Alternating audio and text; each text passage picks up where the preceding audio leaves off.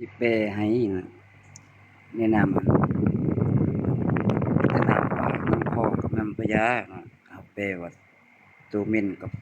ตัวสร้างตัวเร่ตัวให้กับตัวสร้างสร้างโดยว่าแบบว่าเจ้าชีวิตว่าใช้ปัญญาเนาะนำแม่พญาเอาเงินของเราเป๊ะ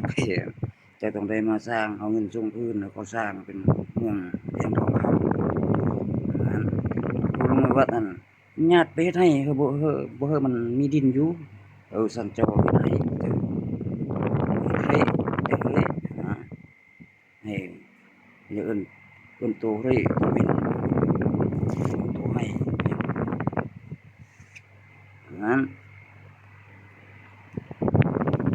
นั้นคือรถทิพย์เราเอารถทิพย์ไทยเขาเอิ้นจักรยานเวลาเขาคู่ไปคู่มาเจ้าย่านเอาสำหรับก็คือว่ายิงคนไฟซื้อปัญญาแทนนำสงครามเขายิงอาวุธใส่เจ้าย่านกู้ออกมาบ่ออก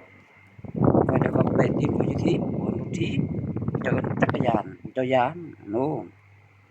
รถจักรแม่นหยังเฮาว่ารถจักรเจ้ารู้จักแม่นบ่เจ้าเอิ้นมอตาใส่รัชกาลที่10มีแต่มอว่าหลับตาดูเบิ่งมอใส่อะนะมอหลับตาเอาตามอใส่มอตาใส่เขาเรียกรถจักรเนี่ยเรื่องรถคันเขาแปลเป็นภาษาแม่นนะคำเว้าตัวนี้